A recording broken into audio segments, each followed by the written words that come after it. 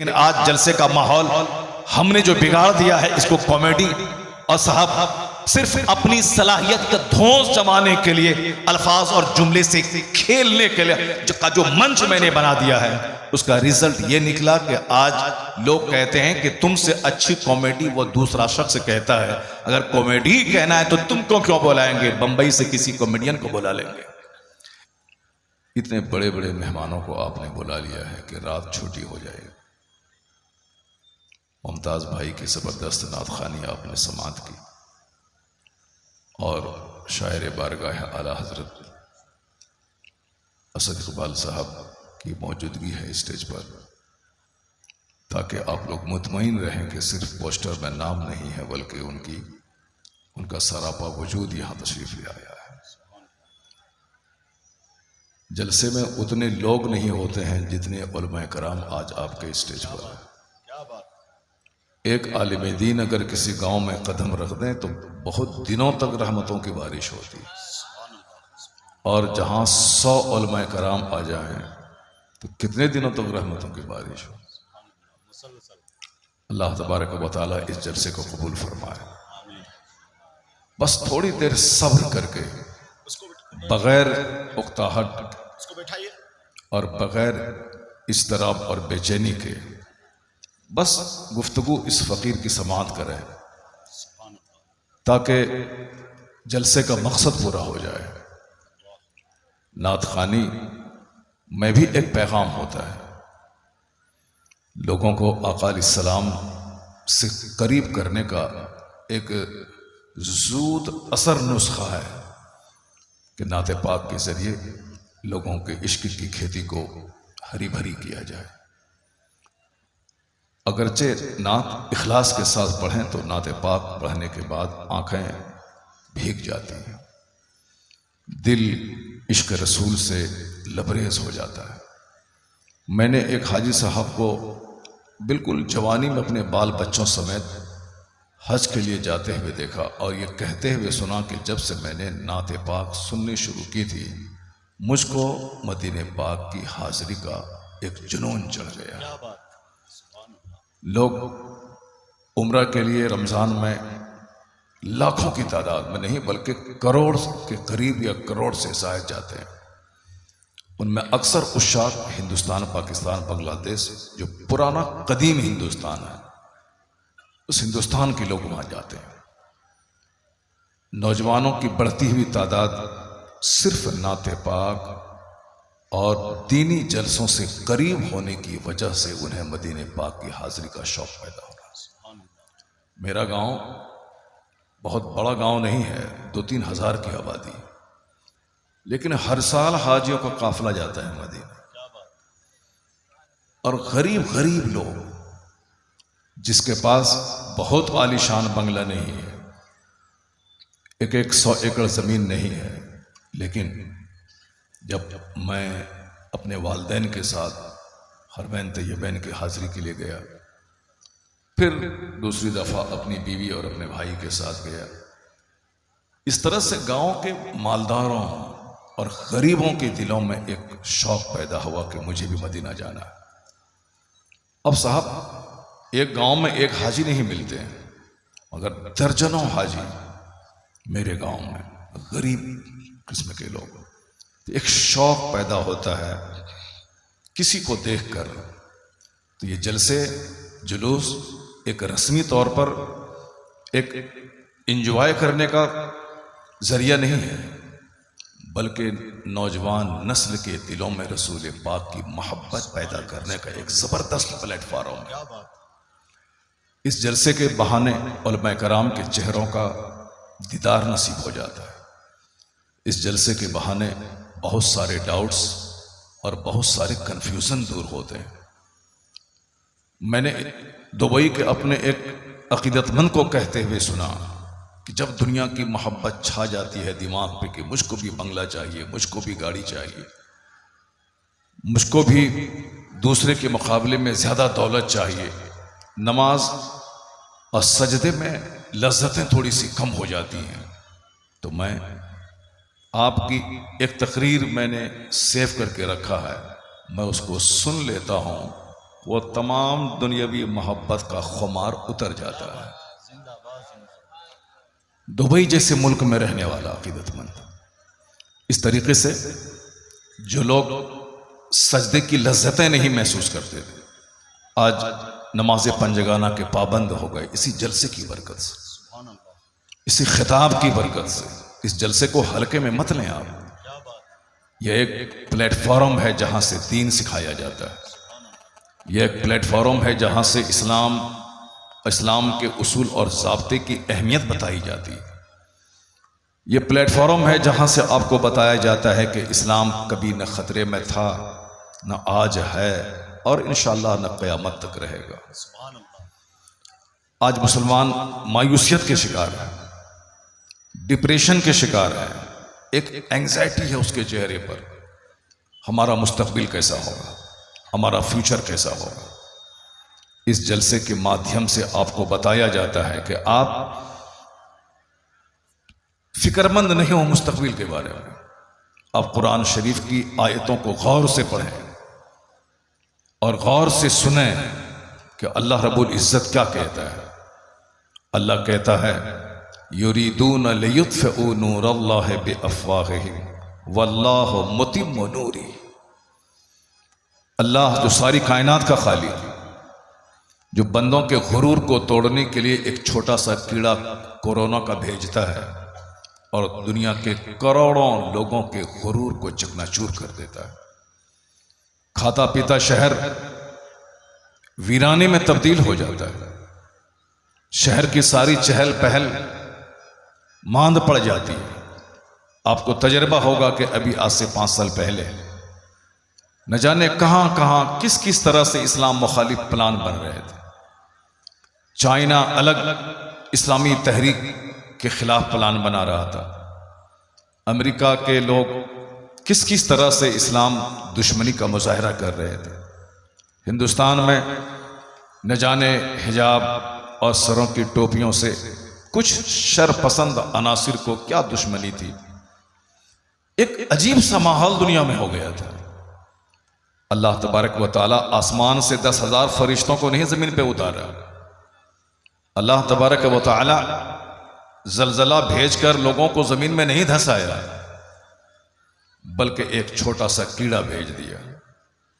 वह छोटा सा कीड़ा बड़े बड़े फिरौनों के गुरूर को तोड़ दिया, शहरों की रौनक को छीन लिया, एयरपोर्ट पे ताले लग गए, शहर उजड़ गया।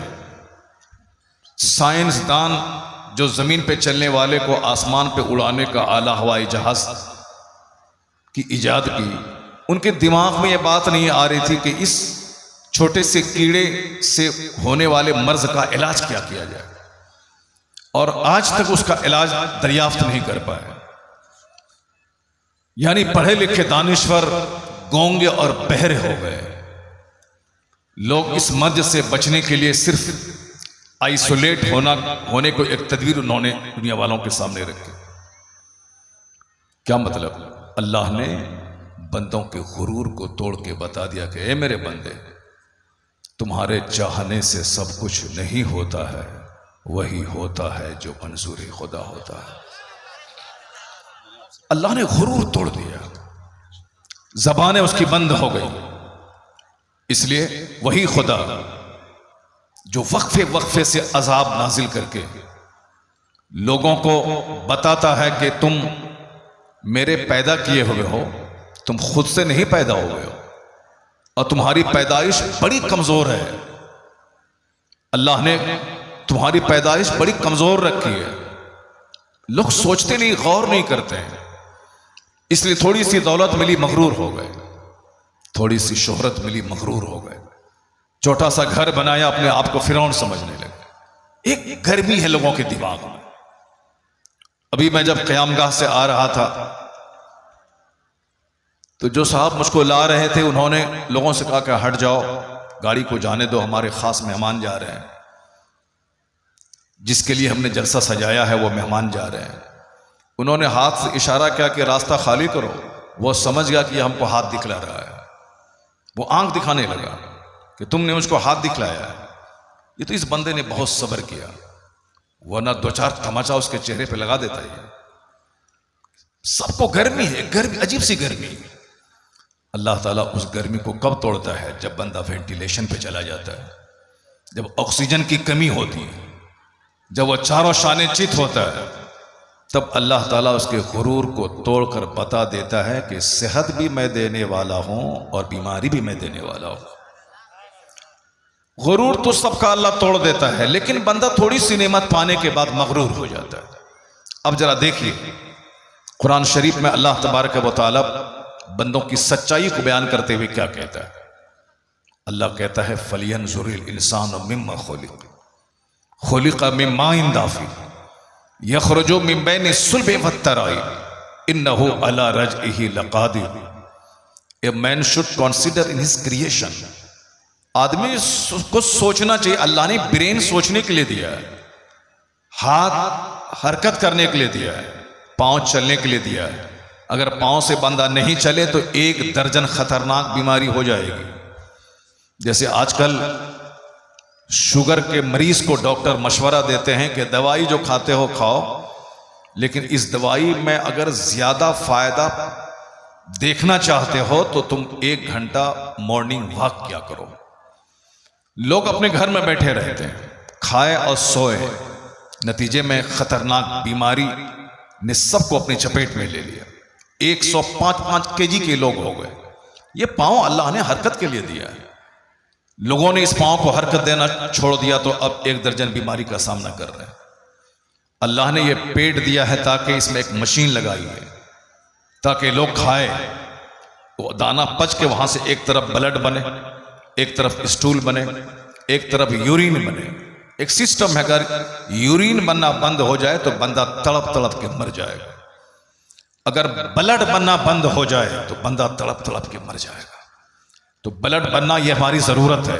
हजारों लोग दिल्ली के एम्स में पड़े हुए हैं जिसका ब्लड नहीं बन रहा। लाखों रुपए उसके जिंदा रखने के लिए ब्लड चढ़ाने पे खर्च हो गए। तो जिस तरह पेट का काम है दाने को पचा करके पूरे जिस्म को हरकत में रखने के लिए यूरिन, स्टूल, ब्लड ये सब बना के आदमी को चुस्त और तंदुरुस्त रखना है, उसी तरह एक आंख अल्लाह ने बनाई ताकि दुनिया को देखा जाए, कुदरत के जलवे को महसूस किया जाए। ये पहाड़, ये नदी, ये नाले, ये डेजर्ट, ये आसमान, ये जमीन, ये सूरज, ये सितारे, आखिर किसने पैदा किया और क्यों पैदा किया? ये रात क्यों बनी? ये दिन क्यों बना? ये हमारे खाने के लिए सिर्फ 1 सेब काफी था। जो डॉक्टर कहते हैं कि रोजाना 1 सेब ले, वो डॉक्टर के पास जाने से बच जाएगा, क्योंकि सेब स्टेमिना को मजबूत करता है, सेब डाइजेस्टिव पावर को मजबूत करता है।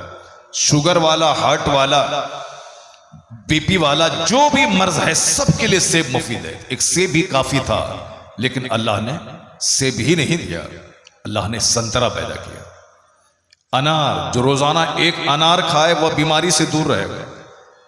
अनार लाजवाब, संतरा लाजवाब, सेब लाजवाब। अभी इस गर्मी के मौसम का फल आम, ये तो सेब का भी सरदार है। जब बंदा पसीने में शराबोर होता है, पसीने के जरिए उसकी एनर्जी लॉस होती है, 1 गिलास आम का जूस सारी एनर्जी उसको वापस कर देता है। गरीबों का फल आम, सस्ती कीमत पे दस्तयाब ये आम। आखिर जरा गौर करें कि अल्लाह ने सिर्फ 1 सेब ही बनाता तो काफी था, लेकिन एक आम है तो 1000 टाइप के आम। नेपाल में एक अलग आम मिल रहा है, बंबई में अल्फांसो अलग है, साहब बिहार में एक लेंगड़ा और मालदा आम अलग है, अमेरिका में जाए वहां का आम अलग है। आम एक है मगर डिफरेंट टाइप का, सेब एक फल है मगर डिफरेंट टाइप का, अनार एक है मगर दर्जनों टाइप का, दाल सिर्फ दाल है, दाल ही काफी है सेहतमंद रहने के लिए। 6 महीने से मेरा तजर्बा है। दाल एक जबरदस्त ताकत पहुंचाने का जरिया है, लेकिन दाल भी हजारों टाइप है साहब। मसूर की दाल, चने की दाल, अरहर की दाल। अब मसूर की दाल है तो वो भी दर्जनों टाइप की दाल, अरहर की दाल है तो वो भी दर्जनों टाइप की दाल। कभी गौर किया? बस गुटखा खाया, थूक फेंका, हुल्लड़बाजी किया, दूसरों की शादी ब्याह में नाचा कूदा गाया, सो गया, उठ गया, मर गया, बस यही जिंदगी है। जरा गौर करें कि साहब एक दाल की किस्में सैकड़ों हैं। गौर करें कि साहब सेब, शिमला वाला सेब, कश्मीर वाला सेब, इंडोनेशिया वाला सेब, चाइनीज सेब, साहब इंडियन सेब, आप खाएं सेब, हजारों प्रकार का सेब। आलू उसके भी डिफरेंट आए, तो एक आलू ही काफी था, मगर सीजनल सब्जी अलग, और साहब साल भर खाने वाली सब्जी अलग, फ्रूट सीजनल अलग, ड्राई फ्रूट अलग। तन्हाई में बैठ के गौर कीजिए कि इलाही तूने ये पिस्ता, ये अंगूर, ये सेब, ये केला, ये जामुन, ये अमरूद, ये पपीता, जो एक लाजवाब फल है, जिसका मैदा कमजोर हो, डाइजेस्टिव सिस्टम कमजोर हो, पपीता रोजाना खाए। शुगर का मरीज रोजाना अमरूद का इस्तेमाल करे। साहब अमरूद लाजवाब, ये आखिर किसके लिए बने? अल्लाह ताला खाने से पाक है, अल्लाह के फरिश्ते खाने से पाक हैं। तो फिर ये सारी चीजें, तरह तरह की चीजें, गेहूं है कई प्रकार का गेहूं, चावल है कई प्रकार का चावल, ये बासमती चावल, ये सब कनक जीरा चावल, ये सब मिनी केंट चावल, आखिर ये क्या चीज है? ये मैं दावत फिक्र आपको दे रहा हूं, जरा गौर करें। अल्लाह ने ब्रेन दिया है सोचने के लिए, अगर इस ब्रेन का इस्तेमाल आपने नहीं किया तो आप पागल हो जाएंगे। अगर पांव का इस्तेमाल नहीं किया तो आप जमीन के लिए बोझ बन जाएंगे। अगर आपने दांत का इस्तेमाल नहीं किया तो आपकी छोटी आंत बड़ी आंत कमजोर हो जाएगी आपकी। अगर आपने आंख का इस्तेमाल नहीं किया तो आप नाबीना हो जाएंगे। अगर आपने कान का यूज नहीं किया तो आप बहरे हो जाएंगे। उसी तरह ब्रेन का इस्तेमाल अगर आपने नहीं किया तो पागल हो जाएंगे। और आखिर जमाने में लोग ब्रेन का इस्तेमाल नहीं करेंगे, सिर्फ लोगों की नकल करेंगे। वो दौड़ रहा है तो हम भी दौड़ रहे हैं, वो जोकर की तरह बाल रख रहा है तो हम भी रख रहे हैं, वो साहब जोकर की तरह फटा हुआ पैंट पहन रहा है तो हमको भी पहनना है। क्यों पहन रहे हो, क्या वजह है, कोई मतलब नहीं, वो पहना है। साहब ये जोकर की तरह बाल क्यों रखे हो? तो क्या तुम्हारे आला हजरत ने रखा? क्या गौसे आजम ने रखा? क्या तेरी मस्जिद के इमाम ने रखा? क्या नहीं तुम्हारे पीर, तुम्हारे शेख ने रखा? नहीं, फिर आखिर क्यों रख रहे हो? हाँ वो स्क्रीन पे बम्बई का एक नाचने वाला रखा है इसलिए रख रहे हैं, यानी सिर्फ नकल करना है, अक्ल का इस्तेमाल नहीं करना। सुनिए आपके पैगंबर ने क्या कहा। आका फरमाते हैं, आखिर जमाने में तुनज़ो उक़ूलो अक्सर सालिक का ज़मान, एक वक्त ऐसा आएगा कि अक्सर लोगों की अक्लें छीन ली जाएंगी, लोग दीवाना और पागल हो जाएंगे। आखिर एक बंदा सामने करोड़ों रुपए उन्होंने कमाया, आखिर में हसरत के साथ तड़प तड़प कर सारी दौलत, सारे बंगले को देखकर मायूसियत की मौत मर के दुनिया से चला गया। क्या मतलब? बस वो मरा है, मैं नहीं मरूंगा। वो मरते मरते कुछ कह के जा रहा है। ब्रेन का इस्तेमाल कीजिए कि अल्लाह रब्बुल इज्जत ने ये सारी चीजें क्यों पैदा की, ये सारी नेमतें किसके लिए पैदा की? ये तमाम चीजें जो जमीन पर फैली हुई हैं, अनाज की शक्ल में और फल फ्रूट्स की शक्ल में, आखिर ये सारी चीजें हजरत जनाबे इंसान के लिए ही तो हैं, हमारे लिए, कि ताकि मैं खाऊं और जिंदा रहूं, ताकि मैं संतरा खाऊं और मैं चुस्त और तंदुरुस्त रहूं, अनार खाऊं मैं बीमारी से दूर रहूं। ये सारी चीजें हमारे लिए हैं। अल्लाह का फरिश्ता खाने से पाक है, वो खाना वो नहीं खाता था। अल्लाह रब्बुल इज्जत खाने से पाक है। जब आप तन्हाई में बैठकर गौर करेंगे कि सारी नेमतें, वइन तउद्दू निअमतल्लाहि ला तुहसूहा, तुम अगर गिनना चाहोगे तो अल्लाह की नेमतों को शुमार नहीं कर पाओगे। इतनी नेमतें अल्लाह की हैं। पॉजिटिवली ये जो सस्ते में केला आप देख रहे हैं, एक केला रोजाना आप कहें कैल्शियम का भंडार है। 1 लाख रुपए की दवाई एक तरफ, ये सिंपल सा सादा सा फल एक तरफ। आप देखें इसको, आपके खेत में जो खीरा होता है, ये खीरा क्या है? हीरे से ज्यादा कीमती है खीरा। जिसको पेशाब का मर्ज हो, जिसको साहब कब्ज का मर्ज हो, जिसको मैदे की कमजोरी हो, रोजाना पेट भर के खीरा सुबह खाए सबसे पहले, फिर उसके फायदे महसूस करे। यानी वो सस्ता सस्ता फल। सस्ती सब्जियां सब हमारे लिए हैं। आखिर सवाल करें कि मैं किस काम के लिए पैदा हुआ हूं? जब ये खीरा ककड़ी मेरे लिए, सेब अनार मेरे लिए, ये अमरूद संतरा मेरे लिए, मैं किस काम के लिए? ये कपास मेरे लिए ताकि मैं बेहतरीन खूबसूरत कपड़ा पहनूं, ये रेशम मेरे लिए ताकि हम अपनी माँ बहन बेटियों के लिए जबरदस्त रेशमी कपड़ा उसे दूं। मर्द के लिए रेशम का कपड़ा पहनना हराम है दुनिया में। क्यों? जो साहिब ईमान है, अच्छा काम करके दुनिया से गए, जन्नत में रेशमी लिबास पहनाया जाएगा। इसलिए दुनिया में जो 60-70 साल की जिंदगी है, रेशम मत पहनो, चूंकि रेशम जन्नत का लिबास, जन्नती लिबास है। सोने का कंगन मर्द नहीं पहने, चूंकि सोने का कंगन जन्नत में पहनाया जाएगा। सोने की अंगूठी यहां ना पहने दुनिया में, 70-80 साल 1 सेकंड के बराबर है। सबर करें, जन्नत में सोने का कंगन पहनाया जाएगा, जन्नत में रेशमी लिबास पहनाया जाएगा। मैं एक दावत फिक्र दे रहा हूं, जरा गौर से सुनिएगा, वरना हवाई फायरिंग करना, हंसा देना, लोटपोट कर देना, उठा के पटक के नारा लगा देना, ये सब तो आप 50 साल से सुन ही रहे हैं। मगर आप गौर करें कि ये जलसा होता क्यों? पहले एक जलसा होता था, अल्लामा अरशद क़ादी अलैहि रहमा आते थे, साल भर चर्चा होता था कि अल्लामा अरशद साहब ने ये कहा था, मुश्ताक अहमद निज़ामी साहब अलैहि रहमा ने ये कहा था, मुहद्दिस आज़म हिंद ने ये कहा था। तकरीर होती थी, एक दिन 365 दिन उसका चर्चा होता था। लेकिन आज जलसे का माहौल हमने जो बिगाड़ दिया है, इसको कॉमेडी और साहब सिर्फ अपनी सलाहियत का धौंस जमाने के लिए, अल्फाज और जुमले से खेलने के लिए जो मंच मैंने बना दिया है, उसका रिजल्ट ये निकला कि आज लोग कहते हैं कि तुमसे अच्छी कॉमेडी वो दूसरा शख्स कहता है। अगर कॉमेडी कहना है तो तुमको क्यों बुलाएंगे? बंबई से किसी कॉमेडियन को बुला लेंगे।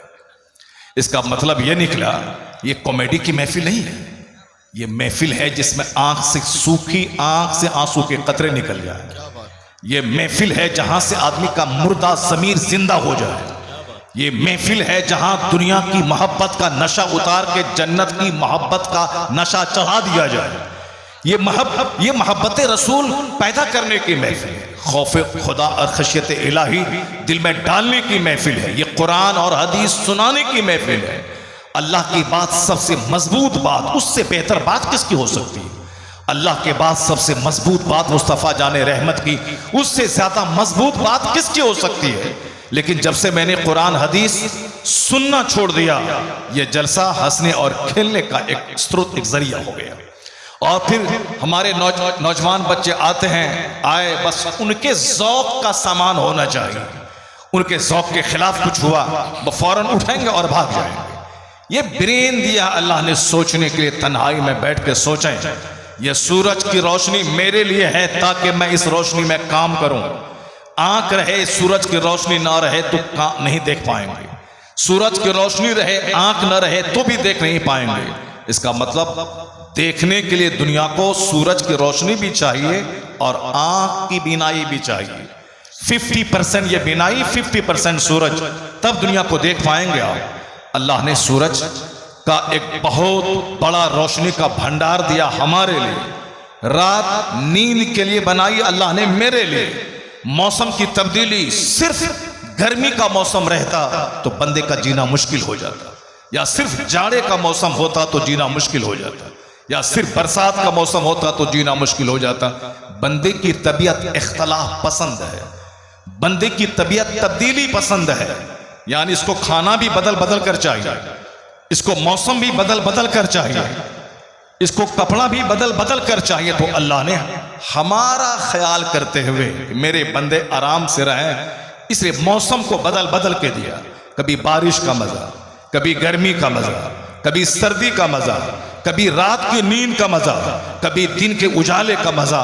इन्न फी खल्क़िस समावाति वल अर्द वख्तिलाफिल लैलि वन नहार लआयातिल लिउलिल अलबाब अल्लज़ीना यज़कुरून अल्लाह क़ियामन व क़ुऊदन व अला जुनूबिहिम व यतफ़क्करून फी खल्क़िस समावाति वल अर्द रब्बना मा खलक़्त हाज़ा बातिला सुब्हानका फ़क़िना अज़ाबन नार। अल्लाह कहता है, doubtless in the creation of the heavens and the earth, बिला शक्को शुबा जमीन आसमान की पैदाइश में रात और दिन के बदल बदल कर आने में अक्लमंदों की आंख खुलने की बात है। अक्लमंद है वो अल्लज़ीन यज़कुरून अल्लाह क़ियामन व क़ुऊदन व अला जुनूबिहिम। अक्लमंद की तारीफ हमारा पैदा करने वाला खालिक कहता है, अक्लमंद वो है जो उठ खड़े लेटे बैठे अपने परवरदिगार को याद करते हैं।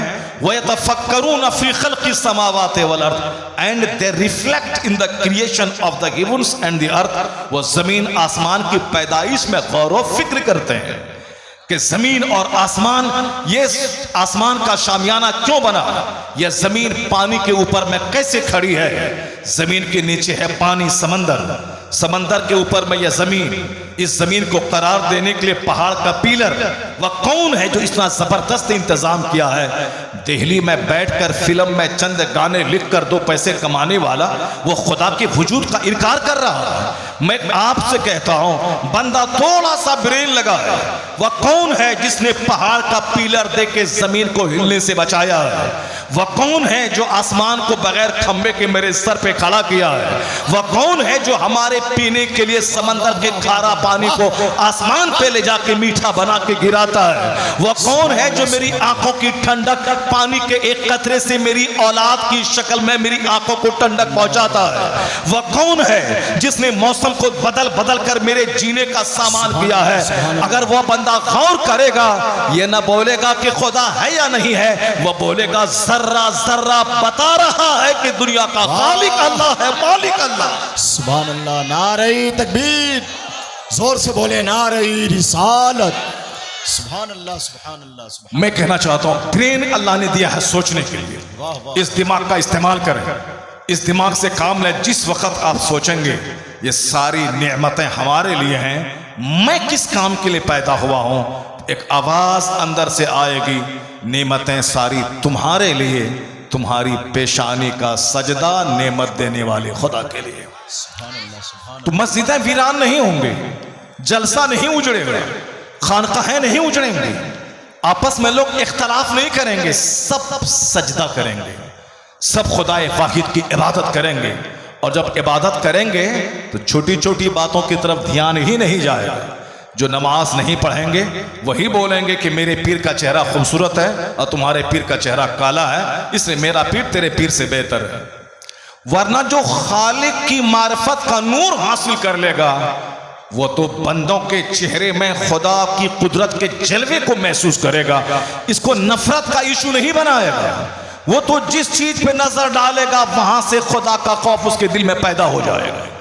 जो असली मैटर पे ध्यान नहीं देगा कि मैं खुदा की इबादत के लिए पैदा हुआ हूं, वही छोटी छोटी बातों में उलझ करके अपनी सारी एनर्जी को लॉस करता नजर आएगा। आज दुनिया में इख्तलाफ की दीवार है, हर गांव में इख्तलाफ, हर मोहल्ले में इख्तलाफ, सिर्फ इसीलिए कि लोग ब्रेन का इस्तेमाल नहीं करते, अक्ल का इस्तेमाल ही नहीं कर रहे हैं। अक्ल का इस्तेमाल करें तो लड़ने की इबादत से फुर्सत नहीं मिलेगी कि वो लड़ाई झगड़ा करें। फराइज़ व वाजिबात से जो कतराएगा वो चादर, गागर, संदल, गुस्ले कबर और गुस्ल को कबर को धो के पानी पीने के इख्तलाफ में लड़ता रहेगा, जल पड़ा हुआ रहेगा। जो नमाज नहीं पढ़ेगा वही चादर और गागर लेके आपस में लड़ाइयां करेगा कि मेरा जुलूस पहले जाएगा, तुम्हारा जुलूस बाद में जाएगा। जो फराइज़ व वाजिबात की अदायगी नहीं करेगा वही मुहर्रम के अखाड़े के लिए जंग करेगा। जबकि खुदा की कसम, अगर कोई जिंदगी भर मुहर्रम का जुलूस नहीं निकाला तो क़यामत के दिन अल्लाह सवाल नहीं करेगा कि तुमने मुहर्रम का जुलूस क्यों नहीं निकाला। अल्लाह की कसम, अगर किसी ने अपने पीरो मुर्शिद के मज़ार पे अगर झूमर नहीं लगाया, क़यामत के दिन खुदा सवाल नहीं करेगा कि तुमने अपने मुर्शिद की कब्र पे झूमर क्यों नहीं लगाया। अल्लाह की कसम, अगर तुमने अपने पीरो मुर्शिद के मज़ार पे अगर छत नहीं डाला, क़यामत के दिन ये सवाल ही नहीं होगा कि तुमने अपने पीर साहब की कब्र के ऊपर में छत क्यों नहीं बनाया, ये सवाल नहीं होगा। अगर कोई सारी जिंदगी 11वीं की फातिहा नहीं दिलाई, ये सवाल नहीं होगा कि तुमने 11वीं की फातिहा क्यों नहीं दिलाई। अगर कोई सारी जिंदगी बगदाद मोहल्ला नहीं गया, अल्लाह की कसम ये सवाल नहीं होगा कि तुम बगदाद क्यों नहीं गए। अलबत्ता हज नहीं किया, इस्तिताअत के बावजूद ये सवाल होगा कि तुमने हज क्यों नहीं किया, ये सवाल होगा। सबसे पहला सवाल क़यामत के दिन ये होगा, इन्ना अव्वल मा युहासबु बिहिल अब्द यौमल क़यामति सलात। क़यामत के दिन सबसे पहला सवाल यह होगा कि तुमने नमाज पंजगाना पढ़ी या नहीं पढ़ी। सबसे बड़ा फर्ज, हज से भी बड़ा फर्ज नमाज है, रोजे से भी बड़ा फर्ज नमाज है, ज़कात से भी बड़ा फर्ज नमाज है। नमाज के बारे में क़यामत के दिन सबसे पहला सवाल होगा, जिसके बारे में पहला सवाल होगा। कोई तबसरा नहीं कर रहा, कोई डिबेट नहीं कर रहा, कोई बात नहीं कर रहा। अगर कोई सर पे अमामा नहीं पहने, यह सवाल ना होगा अमामा पहनना फर्ज नहीं है। यह सवाल नहीं होगा कि तुमने पगड़ी क्यों नहीं पहने। नंगे सर भी कोई नमाज पढ़े, नमाज हो जाएगी। अगर अकीदा मजबूत है, वह सुन्नी सऊल अकीदा है, रसूल पाक की तौहीन नहीं करता है, तो फिर वो अगर बगैर टोपी के भी नमाज पढ़ ले, नमाज हो जाएगी। अगर आजिज़ी इंकिसारी के तसव्वुर से अगर पढ़ रहा है। लेकिन अगर किसी का अकीदा खराब हो जाए, वो 50 पगड़ी पहन ले, वह दाढ़ी साथ नाफ तक लटका ले, जब अकीदा ही खराब है तो उसकी नमाज ही कबूल नहीं होगी।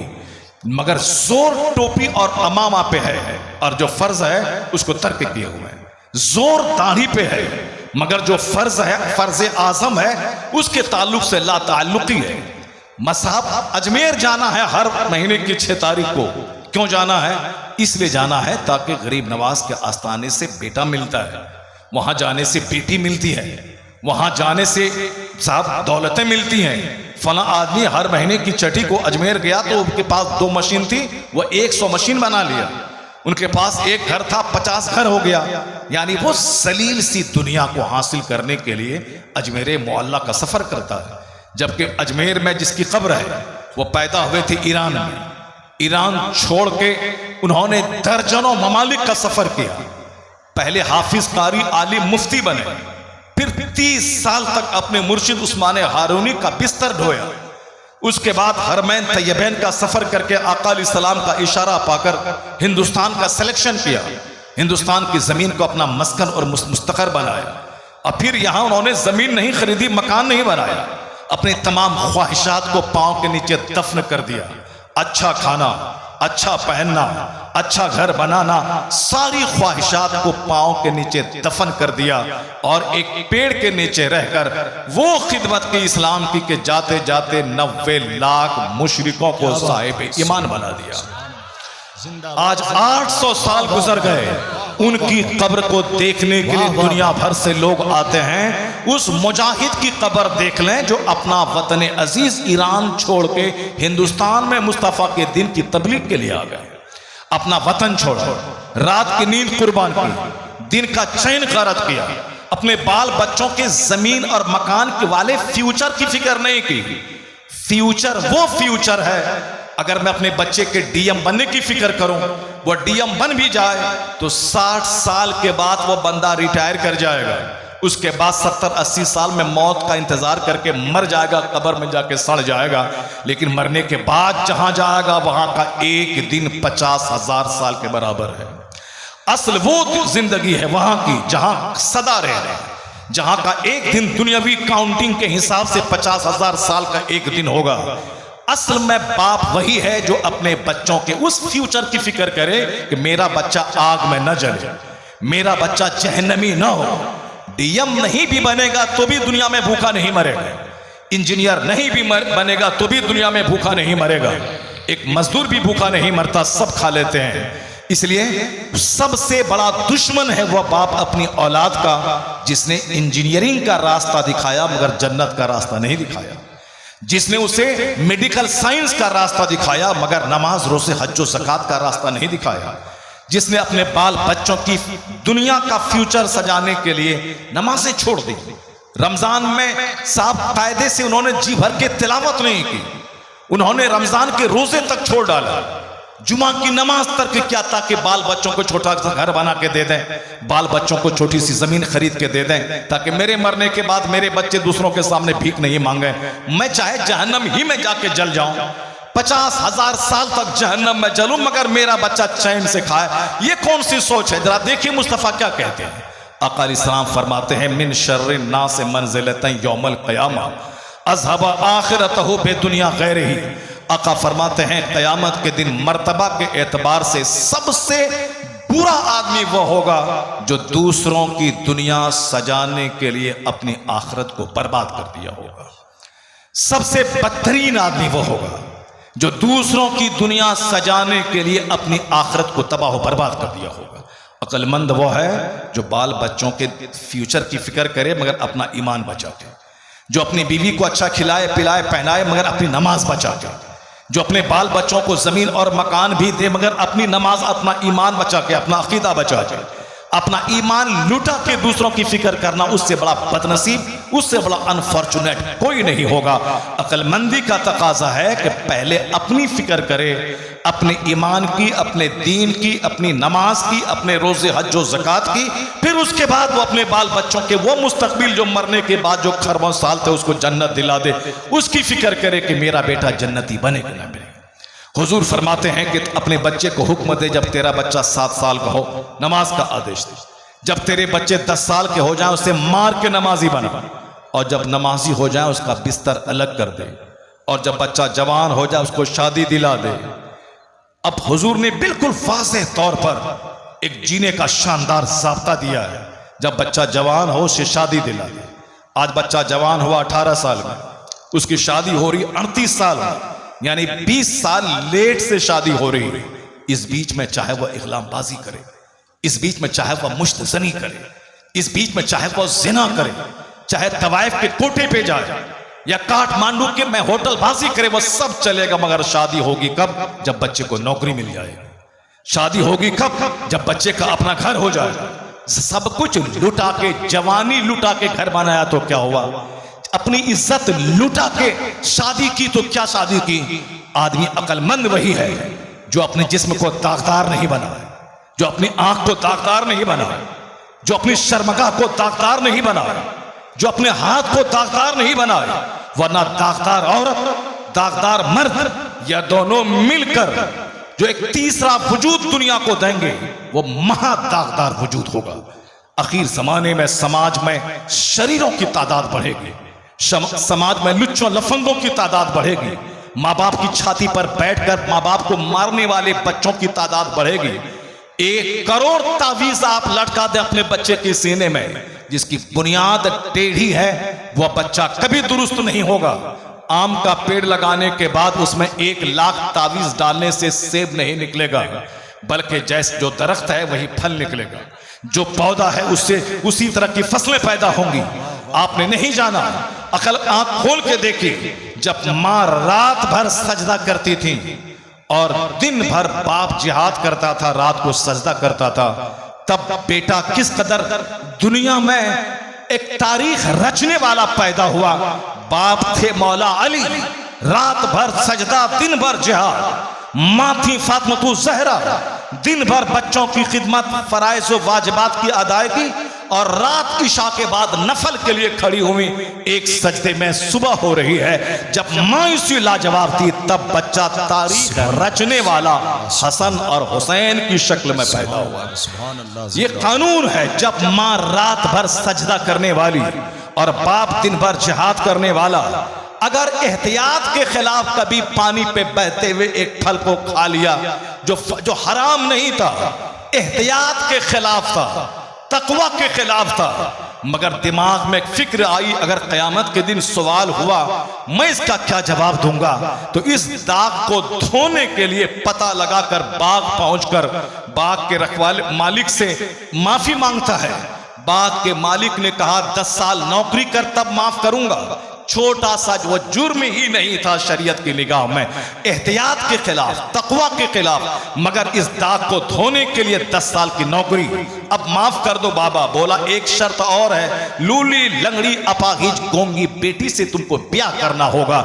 ये तो 10 साल की नौकरी से ज्यादा खतरनाक शर्त थी, मगर जिसके दिल में अल्लाह का डर होगा, जिसको क़यामत के दिन अल्लाह के सामने हाजिरी का ख्याल होगा, जिसके सामने जन्नत और जहन्नम के नज़ारे होंगे, वो कभी दुनिया का दर्द, दुनिया के आराम को खातिर में नहीं लाएगा।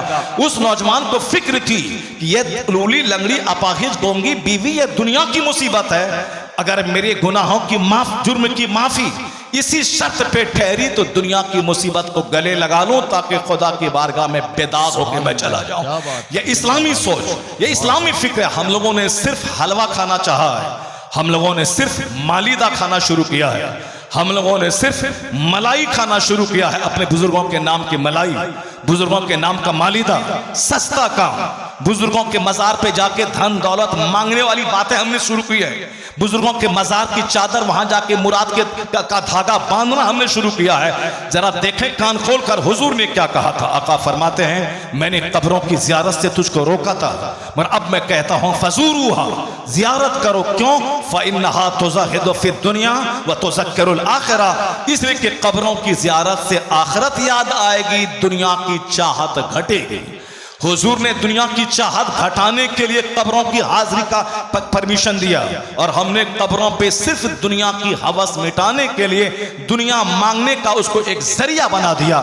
जिस तरह हिंदुओं को आप देखेंगे कि एक पेड़ में 1 लाख धागा और कपड़ा बांधता है, यह शौहर की लंबी उम्र का धागा, यह बेटे का धागा, यह बेटी पैदा होने का धागा, यह मोटर कार का धागा, यह मकान का धागा, यह जमीन का धागा, यह सामने प्लॉट का धागा, हमने भी उसी का देखा देखी मज़ारात पे उसको धागे से भर दिया। हुजूर ने कहा था मैंने तुमको ज़ियारत से रोका था, अब ज़ियारत करो ताकि दुनिया की चाहत घटेगी और आखिरत में जन्नत की रग़बत तेरी बढ़ेगी। मगर हमने हुजूर के फरमान को ताक पर रखकर उस मज़ारात से जो सुलूक किया है वो यही है मालिदा। हर जुमरात की फातिहा कज़ा ना हो, नमाज कज़ा हो जाए। हर छठी की फातिहा कज़ा ना हो, नमाज कज़ा होती रहे।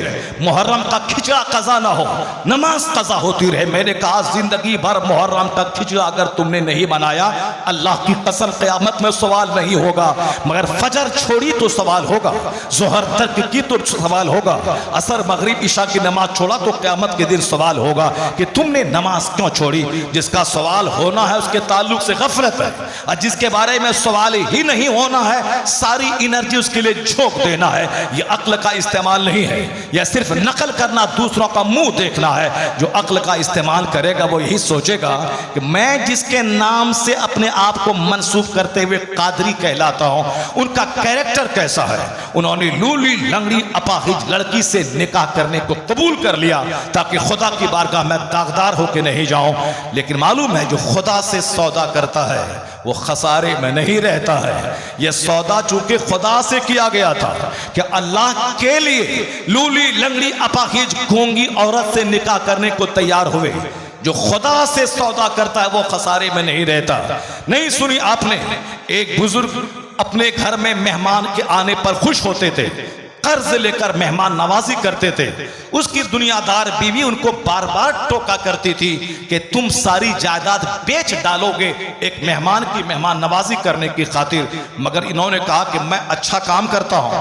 मेहमान नवाजी पैगंबर खलीलुल्लाह की सुन्नत है, मेहमान नवाजी पैगंबर आज़म अलैहिस्सलाम की सुन्नत है। इब्राहिम अलैहिस्सलाम उस वक्त तक खाना नहीं खाते थे, 1-1 किलोमीटर दूर तक जाना पड़े मगर मेहमान को ढूंढ के लाते थे। हमारे पैगंबर आज़म अलैहिस्सलाम की मेहमान नवाजी जग जाहिर है कि आका अलैहिस्सलाम के दस्तरखान पे हमेशा मेहमान रहते थे। मगर तुम मुझे इतने बड़े शरफ से रोकती है, तुम मेरे निकाह में रहने के काबिल नहीं है। उन्होंने कर्ज लेकर मेहर की रकम का इंतजाम किया और अपनी बीवी को तलाक दे दिया। जवान खूबसूरत बीवी को तलाक देना कितना मुश्किल काम है, लेकिन जिसको मुस्तफ़ा से मोहब्बत हो, जिसको जन्नत से मोहब्बत हो, उसके लिए कोई मुश्किल नहीं है। जिसको जन्नत आखिरत से मोहब्बत ना हो वह खूबसूरत बीवी के तलवे भी चाटता है, उसके पांव भी दबाता है, उसको कहता है कि तुम सोई रहो, चाय बना के मैं लाता हूं। ये ख्वाहिशात का गुलाम, ये शहवत का गुलाम, ये विशेष का गुलाम, ये डिजायर्स का गुलाम, ये लस्ट का गुलाम जो गुलामी करता है। मगर जिसकी नजर आखिरत पे हो, जिसकी नजर जन्नत पे हो, जिसकी नजर मुस्तफ़ा पे हो, जिसकी नजर अल्लाह की रहमत पे हो, वो बंदा कभी अपनी तमाम अजीज तरीन चीजों को कुर्बान कर देगा मगर अल्लाह रसूल को नाराज नहीं करे। खूबसूरत जवान बीवी को तलाक दे दिया सिर्फ इसीलिए कि यह नेक काम से रोकती है। बीवी चली गई, मेहर की रकम अदा कर दी। उसके बाद अब बगैर बीवी के रहना कितना मुश्किल काम होता है, क्योंकि यह कदम अल्लाह के लिए उठाया था। 1 महीने के अंदर अंदर एक मजलिस में वो शेख खिताब कर रहे थे और अमीर ज़ादियां पर्दे में रहकर खिताब सुना करती थी। पहले जमाने में वह माहौल नहीं था कि अमीरों के बेटे अमीरों की बेटियां ऐश के लिए पैदा हुए। पहले जमाने में बादशाहों के बेटे आलिम बनते थे। खलीफा हारून रशीद जैसे बादशाह वो अपने बेटे को आलिम दीन के हवाले करते थे, इसे अदब सिखला दें। औरंगजेब जैसा बाताज हिंदुस्तान का बादशाह 50 साल चंद महीनों तक पूरे भारत पे शासन करने वाला, वो अपने बेटे को, अपने पोते को जब देखा कि हाफिज कुरान बने तो उन्होंने कहा कि मैं तो उस वक्त, जब शाहजहां ने कहा कि मैं तो उस वक्त खुश होता जब मेरा बेटा हाफिज कुरान हो जाता। तो औरंगजेब के कान में जब खबर पहुंची पूरे भारत में हुकूमत करने वाला 6 महीने के अंदर सिर्फ अपने वालिद को खुश करने के लिए वो हाफिज कुरान हो गए। पूरे हिंदुस्तान का बोझ सर पे है, उसके बावजूद टाइम निकालकर 6 महीने में पूरा कुरान हिफ्ज किया ताकि अपने बाप को दिखा दे कि जिस तरह मेरे बेटे के हाफिज बनने से मुझको खुशी हुई है, उस तरह मेरे हाफिज बनने से मेरे बाप को खुशी हासिल हो जाए। ये तो बादशाह लोग थे जो नमाज पंजगाना को छोड़िए तहज्जुद की नमाज न छोड़ते थे। आज 2-4 बीघा जमीन हासिल करने के बाद शराब में, ताड़ी में मस्त रहने वाला कहता है कि रईस लोग ऐसे ही करते हैं। अमीर ज़ादियां पर्दे में रह के खिताब सुनती थी, खिताब से मुतासिर होकर उन्होंने अपने वालिद से कहा कि अब्बू, इस शेख के हाथ अगर मेरा निकाह हो गया तो फिर जन्नत का रास्ता तय करना मेरे लिए आसान हो जाएगा। वालिद गिरामी ने सुनकर बहुत मुतासिर हुआ, अपनी बेटी की इस ख्वाहिश को सुनकर पैगाम भेजा। हजरत ने पैगाम को कबूल किया और जब ये शेख के घर गई, वालिद ने सोने, चांदी, हीरे, जवाहरात की पोटली अपनी बेटी के साथ रवाना किया। रात में किसी कहने वाले ने कहा, देखा तुमने कैसा रहा सौदा, जो मुझसे सौदा करता है वो खसारे में नहीं रहता है, उससे बेहतर उसको अता कर दिया जाता है। क्योंकि उन्होंने खुदा के लिए बीवी को तलाक दिया था, अल्लाह ने उससे जबरदस्त खूबसूरत और साहिबे माल बीवी अल्लाह ने उसको अता फरमा दिया। अल्लाह से जो सौदा करता है, अल्लाह के लिए नींद कुर्बान करके देखें, अल्लाह के लिए सुबह सवेरे फजर की नमाज से पहले गुस्ल करके कड़ाके की सर्दी में नमाज पढ़ के देखें, अल्लाह के लिए सदका तो खैरात करके देखें, अल्लाह के लिए अपने नफ्स की कुर्बानी करके देखें, फिर देखें उसके बेनिफिट्स, सेटिस्फैक्शन ऑफ हार्ट कैसे मिलता है, दिलों को सुकून कैसे मिलता है, चेहरे पे ताजगी कैसे मिलती है। 1 करोड़ लोशन लगाने वाले का चेहरा कभी नहीं चमकेगा अगर वह नमाज फज्र छोड़ने का आदी है, क्योंकि आया है किताब में कि उसके चेहरे की रौनक छीन ली जाती है जो नमाज फज्र छोड़ता है। चाहे वह 1000 करोड़ों कमाए मगर बरकतें अल्लाह छीन लेता है जो नमाज ज़ोहर छोड़ता है। चाहे वह 1000 सेब, संतरा, अनार खाए मगर अगर असर की नमाज छोड़ा, अल्लाह उसके बदन से ताकतें छीन लेता है। चाहे 1000 अपने बाल बच्चों को करोड़ों की जमीन दे मगर बच्चों की फरमाबरदारी खत्म हो जाती है अगर आदमी मगरिब की नमाज पाबंदी से छोड़ता है। रात की नींद से राहत खत्म हो जाएगी अगर बंदा इशा की नमाज छोड़ के सोता है। चाहे वह 10 घंटे क्यों ना सोए मगर नींद से राहत उसको नहीं मिलेगी। नींद की राहत का फॉर्मूला इशा की नमाज में मुज़मर है। औलाद की फरमाबरदारी का फॉर्मूला मगरिब की नमाज में पोशीदा है। चेहरे की रौनक का फॉर्मूला फज्र की नमाज में पोशीदा है। रोजी की बरकत ज़ोहर की नमाज में पोशीदा है। बदन की ताकत असर की नमाज में पोशीदा है। लोग इससे हट के चेहरे की ग्लेजिंग तलाश कर रहे हैं, लोग इससे हटकर बच्चों में फरमाबरदारी ढूंढ रहे हैं। नहीं होगा खिलाफे पैगंबर कसे रह गुज़ीद के हर चीज मंजिल न खाहत रसीद। वह कभी मंजिल मकसूद पर नहीं पहुंचेगा जो मुस्तफा के तरीके के खिलाफ अमल करेगा। ए मेरी कौम, मैं आपको एक पैगाम देके जाता हूं कि फर्ज को फर्ज समझा जाए, नफल को नफल समझा जाए, वाजिब को वाजिब समझा जाए, मुस्तहब को मुस्तहब समझा जाए। ऐसा ना हो कि पांव की चप्पल को सर पे डाल लिया जाए और सर की टोपी को पांव में पहन लिया जाए। उल्टा पुल्टा काम नहीं किया जाए। नफल को फर्ज समझ लिया और फर्ज को नफल का दर्जा दे दिया। नहीं, आपने देखा ना, अल्लाह के लिए जो सौदा करता है वो खसारे में नहीं रहता है। 1 करोड़ अल्लाह दे, 2.5 लाख ज़कात निकाले, फिर देखें माल का फायदा। अल्लाह 1 लाख दे, 2,500 ज़कात निकाले, फिर देखें माल की बरकतें। और सीने में जो फरहत और सुरूर अल्लाह की तरफ से इजाफी तौर पर मिलेगा वो अलग है। माल खर्च करने से दिल का मैल भी दूर होता है और माल का मैल भी दूर होता है। और जो माल को दांत से पकड़ के रखता है उसका दिल भी गंदा, उसका ज़मीर भी गंदा, उसकी सोच भी गंदी, उसका माल भी गंदा। इसलिए अल्लाह से ये भीख अल्लाह से ये ना कहे कि कोई आए सऊदी अरब से मैं उसके दरवाजे पे जाके अपनी बेटी का चंदा मैं मांगू बेटी की शादी का।